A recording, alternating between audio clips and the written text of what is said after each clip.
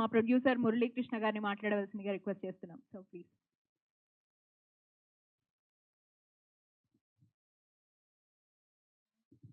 నేను కిందకి దిగానంటే వాళ్ళకి నేను ఇలా వెనక నుంచి మాట్లాడడం బాగుండదని కిందకి దిగాను. బేసిక్గా నేను జర్నలిస్ట్ అండి. నాకు ఈ సినిమాకి ఏ విధమైన సంబంధం లేదు. ముందుగా శ్రీకాంత్ అన్నయ్య గారి గురించి చెప్పాలి. ఇందాక మా ప్రొడ్యూసర్ బాలకృష్ణ గారిని అడిగారు తప్ప నా లవ్ గురించి అడగలేదు మా యాంకర్ గారు. ఇప్పుడు చెప్తున్నాను. కాలేజ్ డేస్లో నేను ఇంటర్మీడియట్ సెకండ్ ఇయర్ చదువుతున్నాను. ప్రేయస్ రావే సినిమా రిలీజ్. హెయిర్ బాగుండేది కాదు. శ్రీకాంత్ గారు ఆ సినిమాలో అతను నడుస్తుంటే ఆ హెయిర్ చాలా అద్భుతంగా ఉండేది. మా కాలేజీ స్టూడెంట్లు అది విగ్గు కాదురా, అది హెయిర్.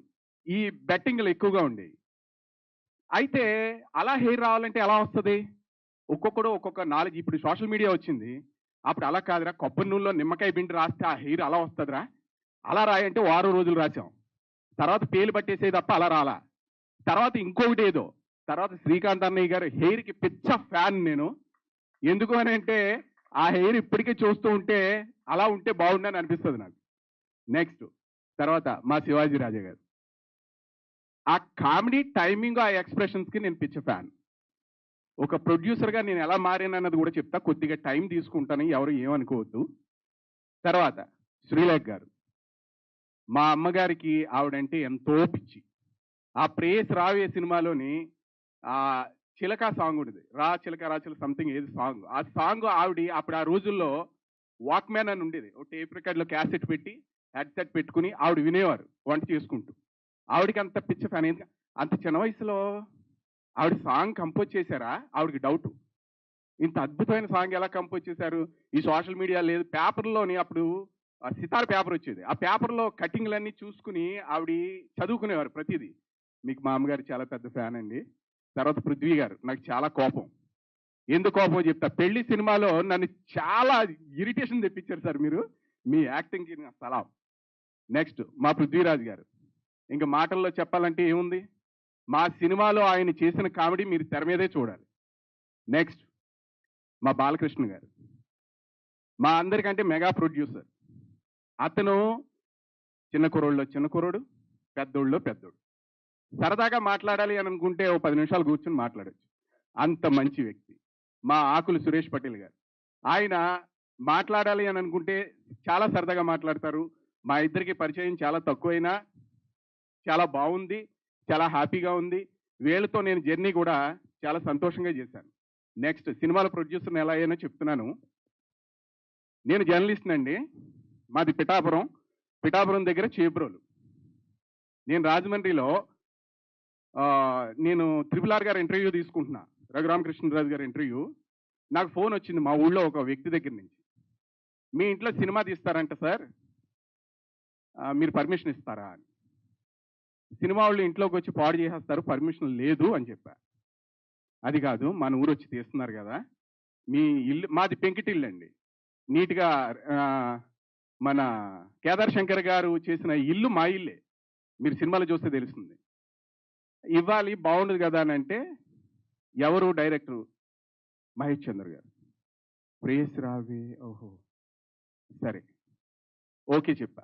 నేను ఇంటర్వ్యూలో ఉన్నాను, ఓకే చెప్పాను. వీళ్ళు ఇంటికి వచ్చారు, చూసుకున్నారు, ఫైనల్ చేసుకున్నారు, వెళ్ళిపోయారు.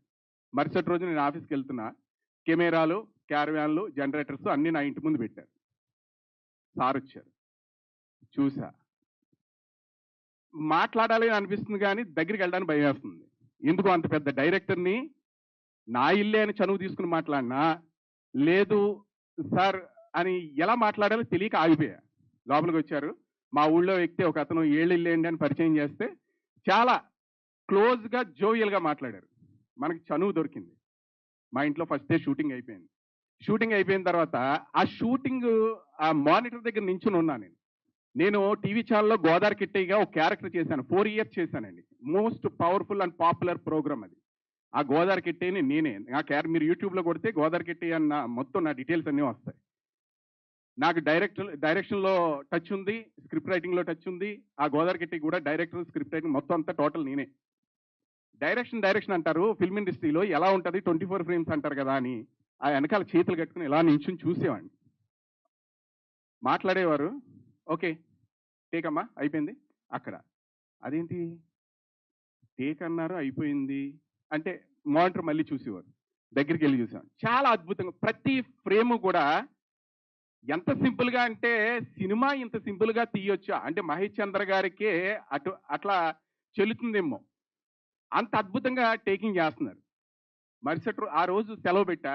మరుసటి రోజు కావాలని సెలవు పెట్టా. నా అంతట నేనే. సెలవు ఇవ్వనన్నారు కానీ నాకు అత్యవసరం అని చెప్పి సెలవు పెట్టా. మరుసటి రోజు కూడా నా ఇంట్లో షూటింగ్ జరుగుతుంది. చూసా అలాగే. కొద్దిగా చనువు ఏర్పడింది. మా ఇంట్లో భోజనం చేయండి అని రిక్వెస్ట్ చేశా. మాకు ప్రొడక్షన్ నుంచి వస్తది. కాదు సార్, మా ఇంట్లో మా మిసెస్ వంటలు బాగా చేస్తారు. తినండి. తిన్నారు. కూర్చున్నా పక్కనే. సార్ ఈ సినిమాకి ప్రొడ్యూసర్స్ ఎవరండి? అంటే నటిస్తాను అనంటే ఆల్రెడీ చెప్పారు నా గురించి 'గోదావరి గట్టి' అండి చాలా బాగా నటిస్తాడు ఈ అబ్బాయి. చిన్న క్యారెక్టర్ ఇవ్వండి అంటే, చిన్న క్యారెక్టర్ మీరు చేయాలండి. రేపు షూట్ ఉంది పిఠాపురం అని అన్నారు. అది కాదు సార్ ప్రొడ్యూసర్స్ ఎవరండి అని అంటే పలానా పలానా. బాగానే ఉంది. సార్ ఇందులో ఏమన్నా ఛాన్స్ ఉంటుందా ప్రొడ్యూసర్ గాని అని. ఏమండి ఎవరున్నారు అని. అది నేనే పెడతానండి. అమౌంట్ ఏమన్నా భారీ బడ్జెట్టా? తక్కువ బడ్జెట్? ముందు నేను ఆలోచించుకోవాలి కదండి అన్నారు. ఓకే. ఛాన్స్ వస్తే సినిమా ఇండస్ట్రీకి దిగుదాం. అలాగని నేను పెద్ద ఒక రేంజ్ ధీరుభాయ్ అంబానీ టైప్ కాదు. నాది మిడిల్ క్లాస్ ఫ్యామిలీయే. బట్ ఏంటి అనంటే ఆ డైరెక్టర్‌ని చూసి, ఆ టేకింగ్ చూసి నేను ఎడిక్ట్ అయిపోయా. సినిమాకి ఎడిక్ట్ అయ్యా. అంత సింపుల్‌గా సినిమా తీయొచ్చా? అంటే డైరెక్షన్ ఫీల్డ్ నాకు ఆల్రెడీ అలవాటు ఉంది కాబట్టి అంత టేక్ ఇట్ ఈజీగా సినిమా తీయొచ్చా? లేదా మహేష్ చంద్ర గారు టేకింగే అలా ఉంటుందా? ఓకే. మరుసటి రోజు కేదార్ శంకర్ గారిది ఒక సీను. నేను సీన్ రివీల్ చేయకూడదు గానీ చెప్తా పైపైన. ఆ సీన్ మా ఇంట్లో కేదార్ శంకర్ గారు కూతురు చనిపోయిందని పిండం పెడతారు. మొత్తం ఊళ్ళో పల్లెటూరోళ్ళు అందరూ వచ్చేసారు చేబ్రోలో షూటింగ్ అంటే. ఆ క్రౌడ్‌ని మనం కంట్రోల్ చేయలేకపోతున్నాం. నా ఇంట్లోంచి నన్నే గెంటేశారు. నేను కొంచెం పక్కన నించున్నా. ఆ వెనకాల నించుంటే ఆ సీన్ కంప్లీట్ అయ్యేసరికి నాకు తెలియకుండా నేనే ఏడ్చేస్తున్నా. కళ్ళంట నీళ్లొస్తున్నాయి. ఏంటి ఇది కేదార్ శంకర్ గారు సార్ ఓకే అన్నారు. కేదార్ శంకర్ గారు వెళ్ళిపోయారు. అంతా అయిపోయింది.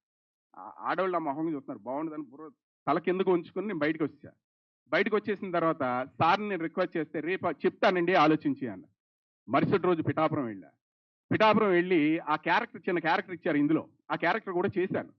ఆ తర్వాత నాకు రిక్వెస్ట్ చేసి సార్ ఏదో అప్లికేషన్ పెట్టాను కదండి. అవునా అండి సాయంత్రం మాట్లాడదాం. సాయంత్రం వచ్చారు. మళ్ళీ సాయంత్రం వెళ్ళా. ఏం సార్ సరే మీ ఇంట్రెస్ట్ నేనెందుకు కాదనాలి అని అప్పుడు నేను ప్రొడ్యూసర్‌గా నేను అందులో ఎంటర్ అయ్యానండి. నిజంగా ఈ సినిమాకి నేను ప్రొడ్యూసర్ అవ్వడం కూడా ఎవరైనా ఒక ₹1 కోటి పెట్టి ఏదో బచ్చాగా చిన్న చిన్న సినిమాలు తీసుకోవచ్చు. నేను ప్రొడ్యూసర్ అని అనవచ్చు. నా లక్ ఏంటో తెలుసా? ఫస్ట్ టైము ఒక టాప్ డైరెక్టర్ ఒకానొక టైంలో ఈ డైరెక్టర్‌తో వాళ్ళ ఇంటికెళ్తే మాట్లాడతారా? లేదా బయట కనపడితే మాట్లాడతారా? అన్న డైరెక్టర్ నా ఇంటికి రావడం, నా ఇంటికొచ్చిన తర్వాత నేను ఇందులో ప్రొడ్యూసర్‌గా అవ్వడం, ఆ సినిమాకి నేను ప్రొడ్యూసర్ అని తెర మీద చూసుకోవడం. సార్ మీరు నా లైఫ్‌లో ఇంక మర్చిపోలేని గిఫ్ట్ ఇచ్చారు సార్. నాకు చాలా సంతోషంగా ఉంది. నేను మీకు చాలా నా జీవితాంతం రుణపడి ఉంటాను. ఆ సినిమా ఉన్నంత కాలం నా పేరుంటుంది. ఆ సినిమా ఉన్నంత కాలం మీరు నా గుండెల్లో ఉండిపోతారు. థ్యాంక్ యూ అండి. Thank you so much. Thank you sir. Thank you so much. చాలా ఎమోషనల్ అయ్యి కూడా మాట్లాడారు. Thank you.